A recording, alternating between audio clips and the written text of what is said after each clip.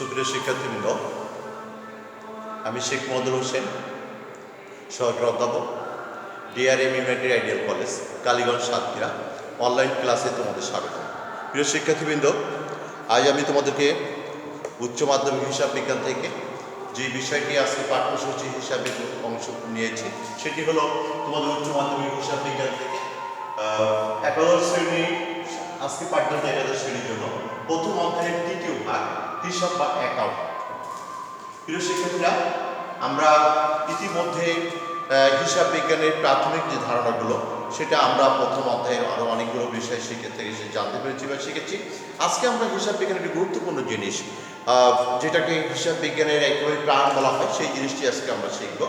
অর্থাৎ কীভাবে একটি দুদক দাখিলা পদ্ধতিতে লেনদেনগুলোকে কীভাবে হিসাবভুক্ত করা হয় এবং তার বিভিন্ন গাণিতিক প্রয়োগের ক্ষেত্রে যে পদ্ধতিটি আমাদেরকে অবলম্বন করতে হয় সেটি আজকে আমরা সরাসরি এখানে দেখব। প্রিয় শিক্ষার্থীরা, তাহলে আমরা আসি অ্যাকাউন্ট বা হিসাব। হিসাব বলতে কি, গণনা বলতে শেখা। এখন হিসাব বিজ্ঞানের ভাষায় আমরা যে গণনা করি বা অ্যাকাউন্ট করি সেটার একটা সিস্টেম, একটা পদ্ধতি রয়েছে। সেই পদ্ধতিগুলো আজকে আমরা আলোচনা করব। প্রথমত আমরা আসি যে হিসাবকে কয়টা শ্রেণীতে ভাগ করা হয়। প্রথমত আমরা যদি দেখি যে হিসাবকে সাধারণত দুইটি ভাগে ভাগ করা হয়। একটি হলো ব্যক্তিবাচক হিসাব, অপরটি হলো অব্যক্তিবাচক হিসাব। তাহলে প্রথম এই হিসাবের দুইটি ভাগকে, প্রথম যে ভাগটিকে বলা হচ্ছে সেটাকে বলা হচ্ছে ব্যক্তিবাচক হিসাব। ব্যক্তিবাচক বলতে কি বোঝায়? অর্থাৎ ব্যক্তির সাথে related mister X Y Z, Rahim, Karim, Jalil, এরকম যখন কোনো ব্যক্তির নাম আসে, প্রতিষ্ঠানের নাম আসে, সেগুলোকে আমরা ব্যক্তিবাচক হিসাব বলি। এবং ব্যক্তির সাথে রিলেটেড, এবং ব্যক্তি যখন কোনো কিছু গ্রহণ করে, ব্যক্তি যখন কোনো কিছু প্রদান করে, ব্যক্তি যখন ক্রয় করে, ব্যক্তি যখন বিক্রয় করে, অর্থাৎ ব্যক্তির সাথে রিলেটেড সকল প্রকার লেনদেনগুলোকে আমরা যে বৈদিক হিসাবভুক্ত করে থাকি সেই জাতীয় লেনদেনগুলোকে আমরা বলি ব্যক্তিবাচক হিসাব। অপর একটা লেনদেনের আরেকটি বলা হচ্ছে হিসাবে, অপর একটা ভাগকে বলা হচ্ছে অব্যক্তিবাচক হিসাব। তাহলে অব্যক্তি মানে যারা ব্যক্তি নয়, ব্যক্তি নয় এমন সকল লেনদেনগুলোকে যে হিসাবে অন্তর্ভুক্ত করা হয় সেটাকে আমরা বলছি অব্যক্তিবাচক হিসাব। সেক্ষেত্রে তাহলে আমরা সহজে বুঝলাম যে ব্যক্তির সাথে রিলেটেড যে ব্যক্তিবাচক হিসাব, ব্যক্তির সাথে রিলেটেড নয় এমন হিসাবকে আমরা বলবো অব্যক্তিবাচক হিসাব। যেমন আমরা একটা উদাহরণ বলতে পারি ব্যক্তিবাচক হিসেবে, রহিমের নিকট থেকে পণ্য ক্রয়। প্রিয় শিক্ষার্থীরা, তাহলে আমরা যদি কোনো একটি লেনদেনে যদি আমরা দেখি রহিমের নিকট থেকে পণ্য ক্রয় 100 টাকা, অর্থাৎ এই সহজ কথাটা দিয়ে, এই কথাতে আমরা বুঝলাম যে রহিম একজন ব্যক্তি। সুতরাং এই হিসাবে যদি শ্রেণী বিভাগ করা হয় তাহলে বলবো যে এই লেনদেনটি ব্যক্তিবাচক হিসাব। যেহেতু রহিম একজন ব্যক্তি, রহিমের নাম আছে, তাহলে সহজে আমরা বুঝতে পারছি যদি আমরা এই হিসাবে লেনদেনের শ্রেণী বিভাগ করি তাহলে যদি আমরা প্রশ্ন করা হয় লেনদেনটি কোন জাতীয় লেনদেন বা এই সব হিসাবে কোন জাতীয়, তাহলে আমরা সহজে বলতে পারবো এটা ব্যক্তিবাচক হিসাব। প্রিয় শিক্ষার্থীরা, আমরা এরপরে যদি বলেছিলাম অব্যক্তিবাচক হিসাব, অর্থাৎ ব্যক্তি নয়, ব্যক্তির কোনো নাম নয় কিন্তু লেনদেন রয়েছে। যেমন আমরা যদি খেয়াল করি, আমরা যারা বিভিন্ন প্রতিষ্ঠানে চাকরি করে থাকি তাদের মাস গেলে শেষে একটি বেতন দেওয়া হয়, অথবা আমরা আমাদের কর্মচারীদেরকে বেতন দিয়ে থাকি। আমরা যে বাসস্থানে বসবাস করে থাকি তাদেরকে বাসস্থানে ভাড়া করে যারা বসবাস করি তাদেরকে ভাড়া দিয়ে থাকি। এই যে অনেক অসংখ্য লেনদেন রয়েছে, খরচ রয়েছে, যেগুলো আমরা প্রতিদিন সংগঠিত হয়ে থাকে এবং সেগুলোকে আমরা আমাদের হিসাবের ভাষায় হিসাবভুক্ত করে থাকি। যেমন অব্যক্তিবাচক হিসাব, বেতন প্রদান 500 টাকা। দেখো এখানে আমরা একটা জিনিস খেয়াল করবো যে দেখো এখানে কোনো ব্যক্তি বা প্রতিষ্ঠান বা কোনো কিছু নাম নেই, কিন্তু একটি খরচ, যেমন বেতন প্রদান। তারপরে বুঝতেছি যে আমি কাউকে বেতন দিয়েছি এবং একটি টাকার পরিমাণ উল্লেখ রয়েছে। তাহলে বুঝবো যে আমরা যদি এখন যদি বলি এই লেনদেনটি কোন জাতীয় শ্রেণী বিভাগের মধ্যে পড়ে, তাহলে আমরা নিঃসন্দেহে বলতে পারবো এটি একটি অব্যক্তিবাচক হিসাব। কারণ এই লেনদেনের সাথে কোনো ব্যক্তি বা প্রতিষ্ঠানের নাম নেই। যখন কোনো ব্যক্তি বা প্রতিষ্ঠানের নাম না থাকবে তখন আমরা সেই লেনদেনগুলোকে বলবো অব্যক্তিবাচক হিসাব। প্রিয় শিক্ষার্থীরা, যদিও আমি এখন যে ক্লাস নিচ্ছি এটা তোমার মাধ্যমিক স্তরেও ক্লাস 9 এবং 10 এই বিষয়গুলো যথাযথভাবে শিখেছি এবং জানার সুযোগ হয়েছে। তাহলে আমরা ব্যক্তিবাচক হিসাব এবং অব্যক্তিবাচক হিসাব এই দুইটি জাতীয় হিসাবের স্বাভাবিক একটি ছোট্ট ধারণা আমরা পেয়েছি। এবার আমরা আসি এই ব্যক্তিবাচক হিসাবকে আমাদের দুটো ভাগে ভাগ করা হয়। একটা হলো দেনাদার বা প্রাপ্য হিসাব, আর একটা হলো পাওনাদার বা পদের হিসাব। তাহলে আমরা এবার আসি যে ব্যক্তিবাচক হিসাবকে আমরা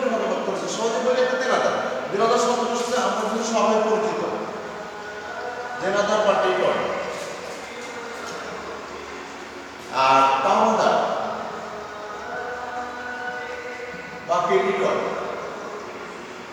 এই দুটো শব্দ আমরা স্কুলে শিখে এসেছি, স্কুলে জেনে এসেছি। এটাকে বলা হয় হিসাব বিজ্ঞানের গুরুত্বপূর্ণ দুটি শব্দ, দেনাদার এবং পাওনাদার, ডেটর বা ক্রেডিটর। এবং এই দুটো শব্দ থেকে হিসাব বিজ্ঞানে অনেক কিছু ও অনেক জায়গাতে অনেকভাবে প্রয়োগ করা হয়, অনেকভাবে লেখা হয়। প্রিয় শিক্ষার্থীরা, আমরা আজকে সেই জিনিসগুলো ভালোভাবে খেয়াল করবো। তাহলে আমরা খেয়াল করবো দেনাদার, দেনাদারটা কি আর পাওনাদারটা কি। আমরা সমাজ শিক্ষার্থীরা এই ভুলটা করে থাকি। সেটা হলো কি যে প্রথম আসি আমরা দেনাদার। দেনাদার শব্দ বলতে আমরা কি বুঝি? আমরা শিক্ষার্থীরা এটা সবসময় ভুল বুঝি, দেনাদার। তাহলে দেনাদার কখন সৃষ্টি হয় আগে আমরা সেই জিনিসটা তৈরি জেনে নিই। সাধারণত দেনাদার, এই দেনাদার শব্দ বলতে আমরা এটা বুঝি যে যখন কোনো ব্যক্তি বা প্রতিষ্ঠানের কাছে বাকিতে পণ্য বিক্রয় সংগঠিত হয়ে থাকে, যখন কোনো ব্যক্তি বা প্রতিষ্ঠানের নিকট কোনো পণ্য যখন বাকিতে সংগঠিত হয়ে থাকে তখন দেনাদারের উদ্ভব বা সৃষ্টি হয়ে থাকে। কিভাবে? মনে করি রহিম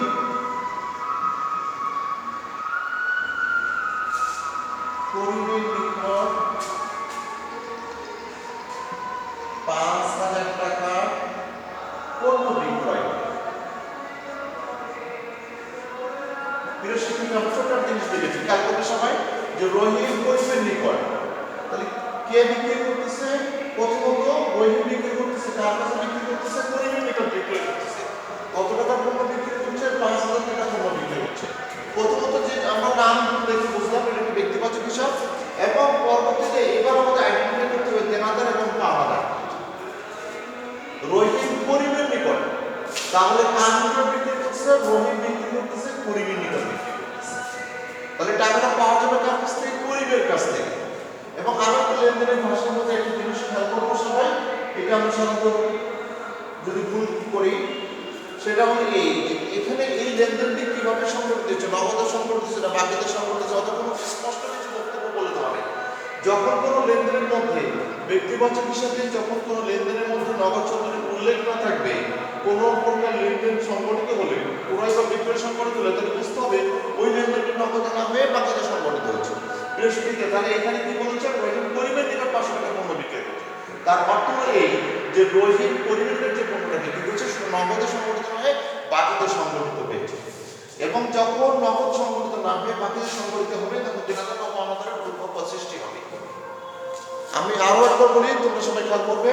সেটা হলো এই, যখন কোনো ব্যক্তি বা প্রতিষ্ঠানের মধ্যে কোনো প্রকার পণ্য ক্রয় বা বিক্রয় সংগঠিত হয়েছে কিন্তু নগদ বা বাকি শব্দটি উল্লেখ নাই, যখন কোনো ব্যক্তি বা প্রতিষ্ঠানের মধ্যে নগদে পণ্য কথাটি উল্লেখ না করে যদি লেখা থাকে কোনো পণ্য বিক্রি করা হয়েছে, তাহলে বুঝতে হবে ওই লেনদেনটি নগদে না সংগঠিত হয়ে বাকিতে সংগঠিত হয়েছে। এবং যখন কোনো লেনদেন কোনো ব্যক্তি বা প্রতিষ্ঠানের মধ্যে হয়ে থাকে এবং নগদে না হয়ে যখন তাদের মধ্যে বাকিতে সংগঠিত হয়ে থাকে তখন বুঝতে হবে যে ওই লেনদেনটি বাকিতে হওয়ার কারণে দেনাদার এবং পাওনাদারের সৃষ্টি হয়েছে। প্রিয় শিক্ষার্থীরা, এবার আমরা দেখবো যে কে কার কাছে টাকাটা পাবে?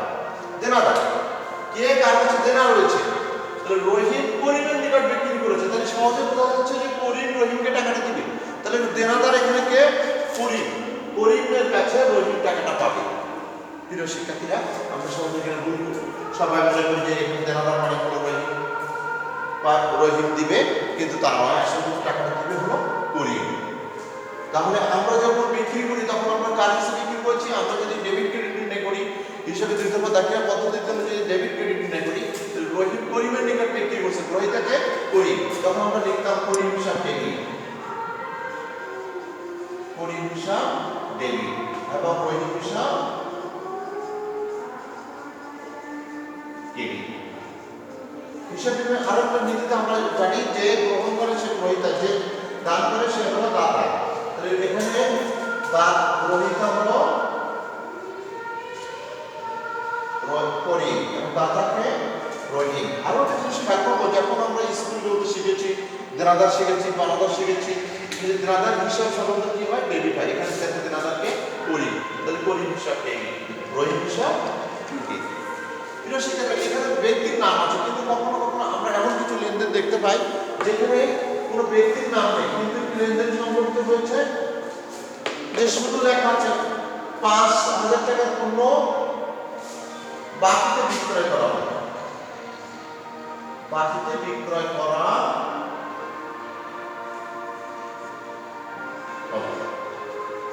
প্রিয় শিক্ষার্থীরা, আমরা এটা খেয়াল করবো যে দেখো এখানে আমি একটা পণ্য বিক্রি করেছি, কিন্তু সরাসরি বলা হচ্ছে যে 5,000 টাকার পণ্য বাকিতে বিক্রি করা হলো।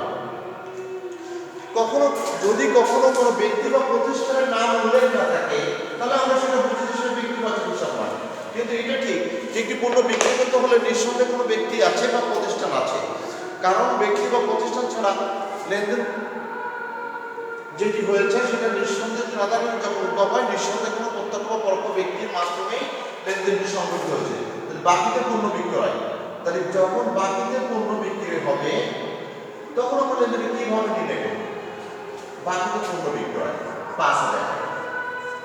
প্রিয় শিক্ষার্থীরা, আমরা খেয়াল করি, দেখো এখানে পণ্য বিক্রয় হয়েছে, কত টাকা পণ্য বিক্রি হয়েছে? 5,000 টাকা। নিঃসন্দেহে কোনো ব্যক্তি অথবা কোনো প্রতিষ্ঠানের কাছে বিক্রি হচ্ছে। যখন সরাসরি কোনো ব্যক্তি বা প্রতিষ্ঠানের নাম না থাকবে তখন আমরা কিভাবে এই লেনদেনগুলো আমরা করে থাকি? এখানে পরোক্ষভাবে ব্যক্তি আছে, সেই ব্যক্তিকে আমরা কি করি? মনে রাখবো, যখন বাকিতে কোনো পণ্য বিক্রয় সংগঠিত হয়ে থাকে এবং নগদ ছবি যখন উল্লেখ না থাকে তখন দেনাদার হিসাব দেয়নি।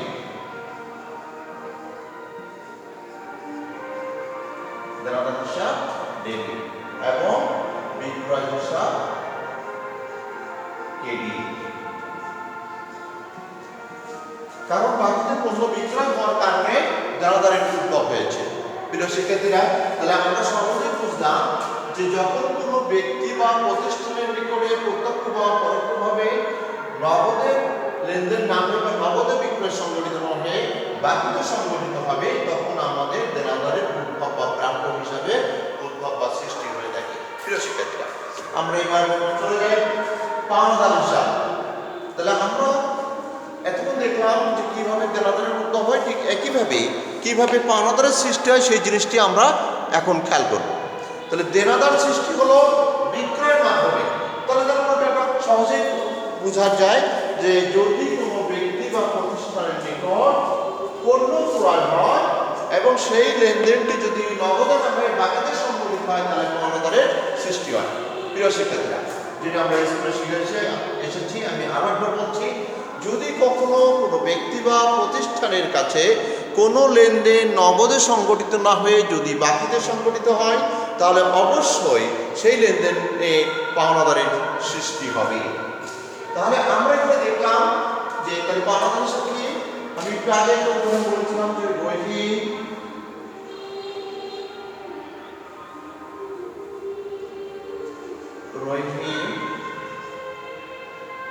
করিমের নিকট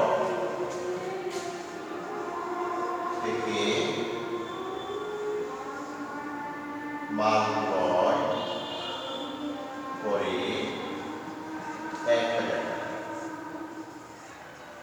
প্রিয় শিক্ষার্থীরা, তাহলে কি লিখছি? রহিম করিমের নিকট থেকে মাল ক্রয় করে।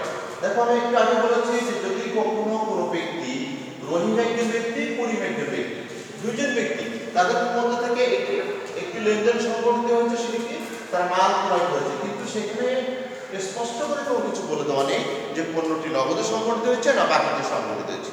তাহলে যদি কখনো কোনো ব্যক্তি বা প্রতিষ্ঠানের মধ্যে কোনো পণ্য ক্রয় সংগঠিত হলে এবং সেই পণ্য ক্রয়ের ক্ষেত্রে যদি নগদ সূত্রে উল্লেখ না থাকে, তাহলে বুঝতে হবে সেই লেনদেনটি নগদে না হয়ে বাকিতে হওয়ার কারণে পাওনাদারের সৃষ্টি হয়েছে। প্রিয় শিক্ষার্থীরা, তাহলে পাওনাদার সৃষ্টি হলে তখন আমরা আমাদের লেনদেনটি কিভাবে তৈরি করব?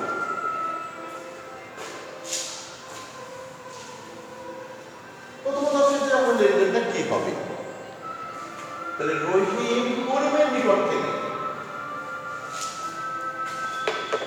তাহলে লেনদেনটা ছিল কি রহিম করিমের নিকট থেকে ক্রয় করছে। তাহলে কে গ্রহণ করছে?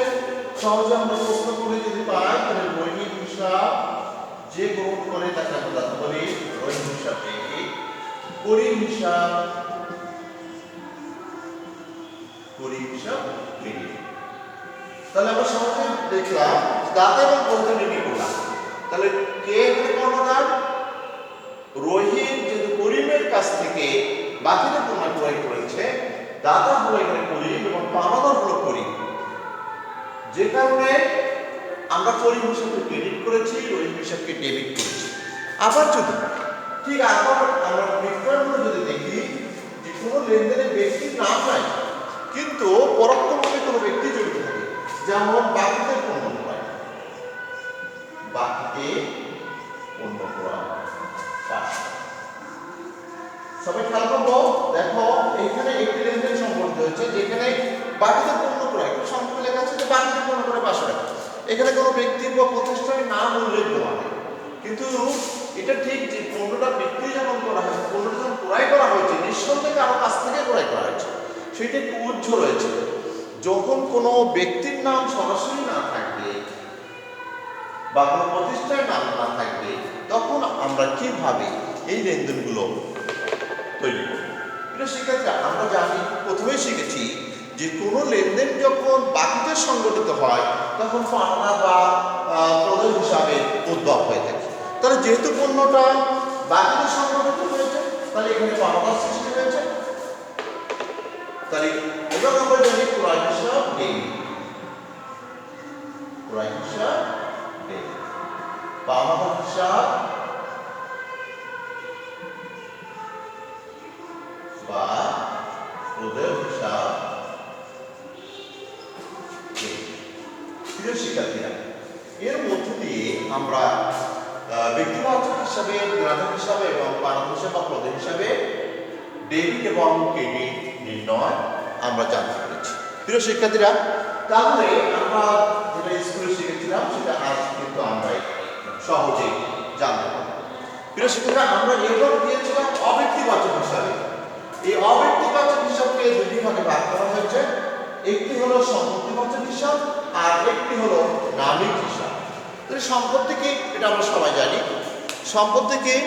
যেগুলোর ব্যবহার বা উপযোগ, যেগুলো ব্যবহার করে বা যার উপযোগ আমরা দীর্ঘদিন ভোগ করি, সেগুলোকেই আমরা সাধারণত সম্পদ বলে থাকি। যেমন আমরা বলি ভূমি, দালান, আসবাবপত্র, এই যেহেতু অসংখ্য কিছু রয়েছে, কলকাবজা, যন্ত্রপাতি, হ্যাঁ, যেগুলো আমরা দীর্ঘদিনের উপযোগ ভোগ করে থাকি। প্রিয় শিক্ষার্থীরা, তাহলে এবার আমরা আসবো সম্পত্তিবাচক হিসাব। এটা আমাদের সামনে প্রতিদিন প্রতিনিয়ত অসংখ্য সম্পদ আমরা দেখতে পাই। যেমন আসবাবপত্র, আসবাবপত্র আমাদের বাড়িতে আমরা সবাই এই জিনিসটা খেয়াল করি। আসবাবপত্র, মেশিন, এগুলো আমাদের ব্যবহার ব্যক্তিগত জীবনে বিভিন্ন সময়, গাড়ি, মোটর গাড়ি, বিভিন্ন কিছু সম্পদ রয়েছে যেগুলো আমরা সবসময় ব্যবহার করি। তাহলে মনে রাখবো, যদি কখনো কোনো প্রতিষ্ঠানে সম্পদের আগমন ঘটে বা সম্পদ আসে বা সম্পদ বৃদ্ধি পায়, তাহলে সম্পদ হিসাবে। এবং যদি আমরা খেয়াল করবো যে সম্পদের আগমন এবং আগমনটা কিভাবে ঘটছে, নগদে ঘটছে না কিভাবে সৃষ্টি হচ্ছে, সেটিও আমরা খেয়াল করতে চাইছি। তবে আমরা এখানে সম্পত্তি বাচক হিসাবে সহজভাবে মনে রাখবো, যদি সম্পদ ব্যবসা প্রতিষ্ঠানে আসে তাহলে সম্পদ হিসাব ডেবিট। যেমন আসবাবপত্র ক্রয়, আসবাবপত্র ক্রয় 5,000।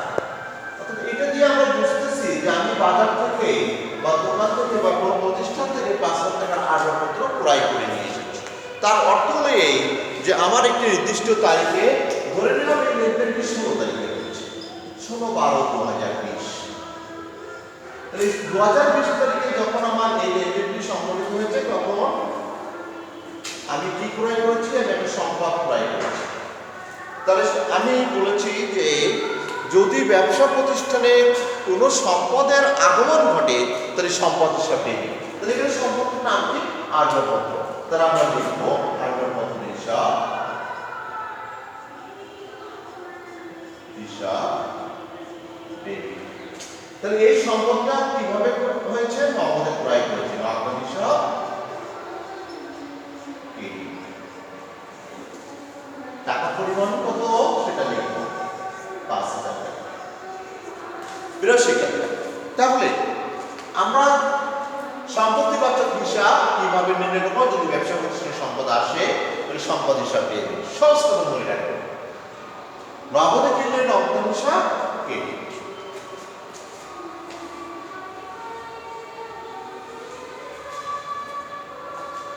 তাহলে আমরা অব্যক্তিবাচক হিসাবে একটি গুরুত্বপূর্ণ জিনিস সম্পত্তিবাচক হিসাব কোনগুলো সেগুলো আমরা জানতে পারবো, এবং সম্পত্তিবাচক কিভাবে হিসাব করা হয় সেটিও আমরা জানতে পারবো। প্রিয় শিক্ষার্থীরা, অব্যক্তিবাচক হিসাবকে দুটি ভাগে ভাগ করেছিল। একটি হলো সম্পত্তিবাচক হিসাব, অপরটি হলো নামিক হিসাব। নামিক হিসাবকে কোন জাতীয় হিসাবগুলোকে আমরা নামিক হিসাব বলে থাকি? অর্থাৎ আমাদের দৈনন্দিন জীবনে এমন কিছু খরচ বা আয় রয়েছে যা বিভিন্ন নামের শিরোনামে লিপিবদ্ধ করা হয়। যেমন যদি খরচের কথা বলি, বেতন, বাড়ি ভাড়া, বিজ্ঞাপন, এই জাতীয় অনেক কিছু রয়েছে, বার্তা, কমিশন, আবার ঠিক এই জাতীয় অনেকগুলো খরচ রয়েছে, সুদ, কমিশন, এই জাতীয় বিভিন্ন কিছু রয়েছে যা আমাদেরকে নামিক হিসাবের মধ্যে অন্তর্ভুক্ত রয়েছে। এই বিভিন্ন নামের শিরোনামে যদি খরচ হিসাবগুলো অন্তর্ভুক্ত করা হয়, হিসাবভুক্ত করা হয়, যে জন্য এই হিসাবগুলোকে বলা হয় নামিক হিসাব। এই নামিক হিসাবকে আবার দুটি ভাগে ভাগ করা হয়েছে, একটি হলো আয়, অপরটি হলো ব্যয়। প্রিয় শিক্ষার্থীরা, তাহলে আমরা এবার দেখব সেই আয় হিসাব এবং ব্যয় হিসাব কিভাবে লিপিবদ্ধ করা হয়। আমরা যদি দুটি আয় এবং ব্যয়ের নাম বলি, যেমন আয়ের কথা বলি, কমিশন প্রাপ্তি, কমিশন প্রাপ্তি, বার্তা প্রাপ্তি, সুদ প্রাপ্তি,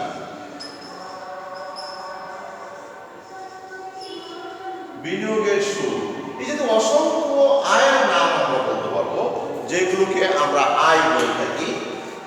আবার যদি আমরা ব্যয়ের নাম বলি তাহলে আমরা সেখানে অনেকগুলো নাম বলতে পারবো, বেতন, বাড়ি ভাড়া, বিজ্ঞাপন,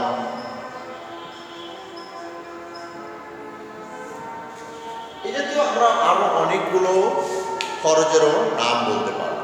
প্রিয় শিক্ষার্থীরা, এবার আমরা দেখব যে সেই আয় এবং ব্যয়গুলোকে কিভাবে আমরা আমাদের হিসাবভুক্ত করব।